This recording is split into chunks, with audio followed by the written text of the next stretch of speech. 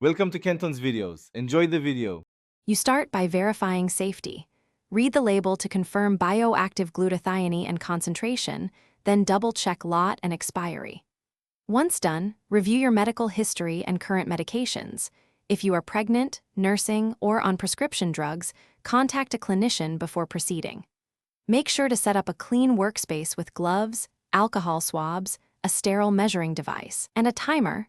This reduces contamination risk and prepares you to follow the next procedural steps precisely.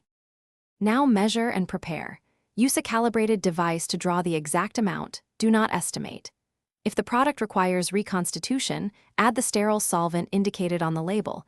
Gently invert rather than shake to preserve activity and confirm full dissolution. While you prepare, maintain aseptic technique.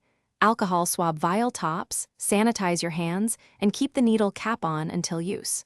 Once mixed and confirmed, position yourself to administer or transfer the product, following the delivery method described by your provider. Finish by administering the product according to the recommended route. Proceed slowly and monitor yourself for immediate reactions.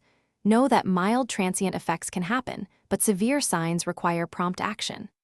After administration, dispose of sharps and materials in approved containers, then log the product lot, time, and any effects you notice for future reference. If you experience rash, swelling, difficulty breathing, or severe discomfort, stop immediately and seek urgent medical attention.